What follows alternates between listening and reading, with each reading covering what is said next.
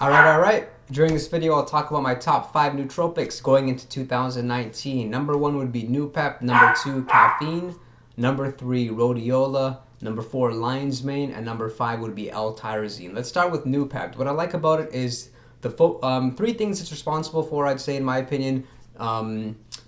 Focus, levels of motivation, and just overall energy. Very effective stuff. If you've tried the rest of times and they don't work, definitely give Noopep a shot. Very affordable. I take it twice per day, once in the morning, once in the afternoon, and essentially no side effects. Some people do report brain fog, but I would rate Noopep very highly. It's something that you can take.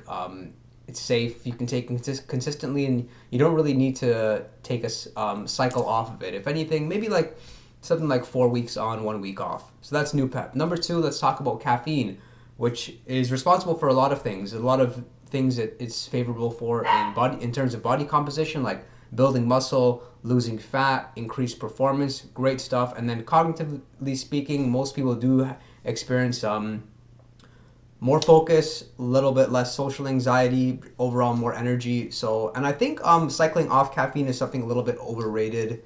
It's not really necessary in my opinion based on the data I've seen. Although if you're taking dosages in high amounts, I'd say a high would be considered like 600 milligrams plus, which is like 4 large cups of coffee plus. Then it would be worth cycling off because there's some recent research showing that taking too much caffeine can actually decrease blood flow to the brain and can supposedly restrict neurogenesis in your hippocampus. So that's very interesting stuff, although it's still new data. For me, what typically works is I take about 300 to 400 milligrams of caffeine. I want to bring up the fact that if you're unaware, different cups of coffee seem to have different dosages of caffeine. Like Starbucks coffee has a lot more caffeine than say McDonald's or Tim Hortons coffee. So know how much you're taking. Me, I don't take too much. I don't take too much coffee because I like having white teeth. But caffeine pills do the trick. They're typically sold in like 200 milligram capsules. So very, very cool stuff. Caffeine, very affordable, and most people do respond positively to it.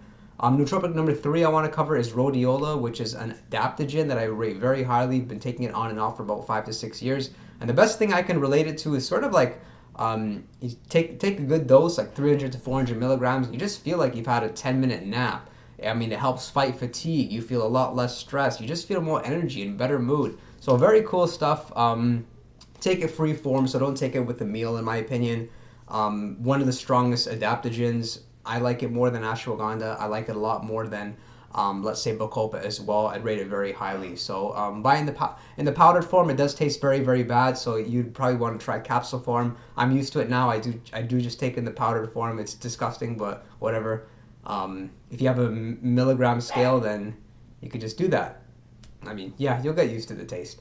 Nootropic number 4 I want to cover is Lion's Mane, and what it's known to do is supposed to increase BDNF, which is brain-derived neurotrophic factor. You can look it up on Google, which essentially means it just makes you smarter, more neurogenesis, more neuroplasticity. What I noticed from it is just more curiosity. Let's say if I'm studying something that I find, man, boring as hell, you're just a little bit more interested in things, like things you don't commonly find too interesting, just become interesting. It's I know it sounds kind of weird, but it does do that, and you'll notice it after like 2 to 3 times of cycling it. A little bit of mood improvement. A lot of people do actually report less like social anxiety or less overall anxiety. I don't notice that. I don't notice it so much from taking that. I would say I get those kind of results if I take something like aniracetam, but in any case, I would recommend you check out Lion's Mane.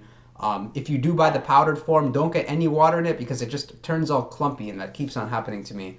So I think I'm going to buy the capsules next time, but that's Lion's Mane. And then nootropic number 5 is L-Tyrosine, which interestingly enough, it's an amino acid. And just to think an amino acid can have these effects is really something else.